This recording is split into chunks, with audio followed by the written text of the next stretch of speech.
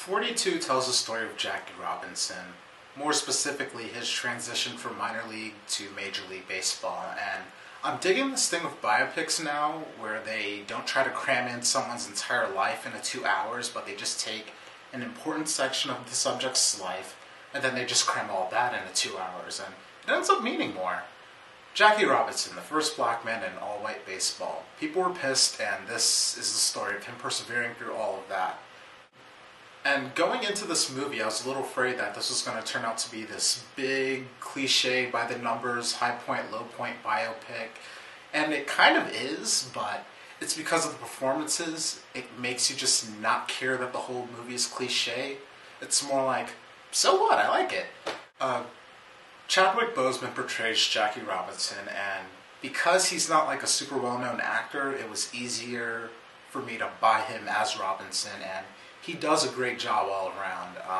Harrison Ford plays Branch Rickey, the guy that had the stones to put Robinson in there in the first place.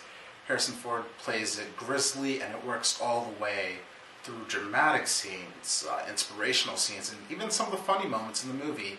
And those are just your two frontrunners. Like, you have a very great supporting cast, and for once I'm actually going to mention why I liked each of the supporting characters instead of just giving that whole general everyone was great statement.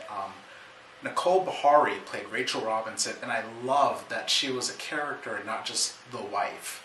She had great chemistry with Boseman, and I believed them as a couple, and I believed them as a couple, and I was kind of jealous, like, watching them together. I was kind of just like, I want that.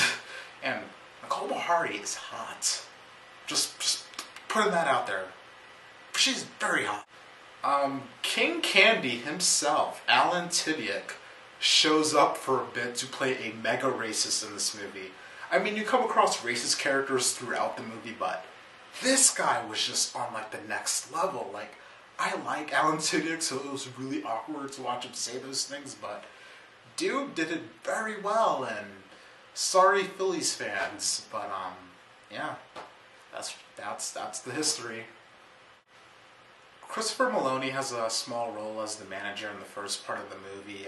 It was very nice to see him. Lucas Black was also good as Pee Wee Reese. T.R. Knight is also in the film playing Harrison Ford's assistant, except the entire time I thought that was the guy who turned out to be the villain in Source Code.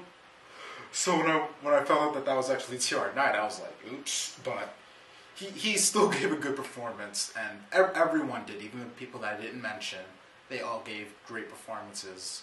And while it is the acting that carries the movie, the direction by Brian Helgeland is still effective throughout. Like, the movie has a very nice sheen to it.